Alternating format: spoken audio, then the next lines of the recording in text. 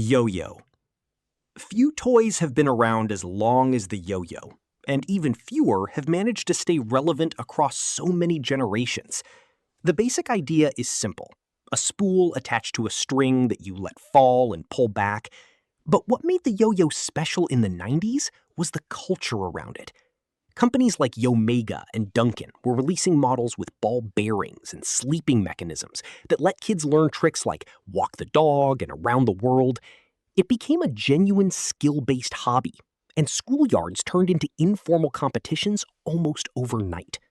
Tamagotchi.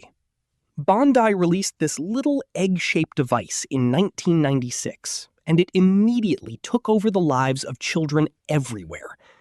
The premise was that you had a digital pet living inside a tiny screen, and that pet needed to be fed, played with, and put to sleep, or it would die. Kids were sneaking them into class, waking up in the middle of the night to care for them, and grieving openly when the inevitable happened. It was one of the first times a toy made children feel genuine emotional responsibility for something that didn't exist.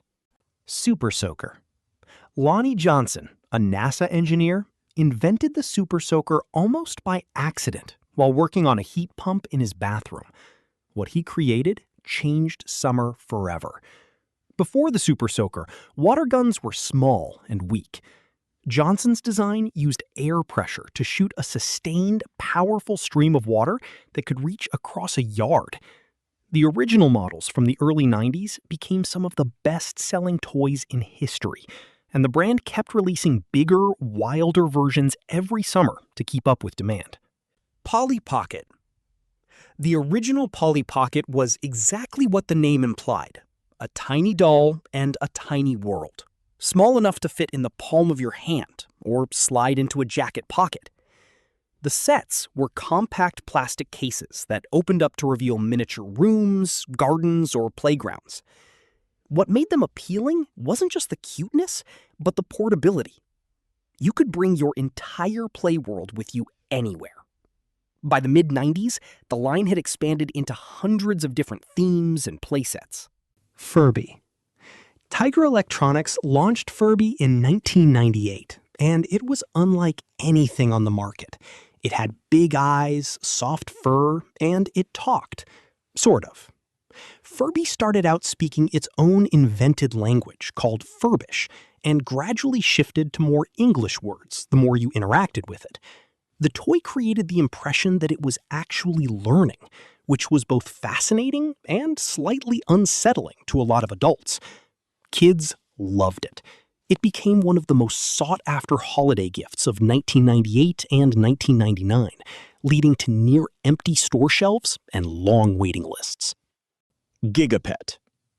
While Tamagotchi was the cultural phenomenon, Gigapets were Tiger Electronics' answer to the virtual pet craze, and they had something Bandai didn't: licensed characters. You could raise a virtual T-Rex, a puppy, or even characters from popular TV shows. The gameplay was similar, but the variety gave kids more options and price points. For a lot of children, a Gigapet was the version they actually owned, even if Tamagotchi was the one everyone talked about. Skip It. The concept was almost absurdly simple. You put a plastic loop around one ankle, swung the ball attached to it in a circle, and jumped over it with your other foot as it came around. That was the entire game. And yet, Skip It became one of the defining outdoor toys of the early 90s. Later versions added a counter on the ball that tracked how many rotations you completed, which instantly made it competitive. Kids would spend entire afternoons outside trying to break their own records. Bop It. Hasbro released Bop It in 1996, and it was one of the first toys that was genuinely difficult by design. The device shouted commands: bop it, pull it, twist it, and you had to respond to the right one fast enough or the game ended. The speed increased as you progressed, and the whole thing was built around reflexes and quick thinking. It became hugely popular at sleepovers and long car trips because it worked as both a solo challenge and a pass-around group game.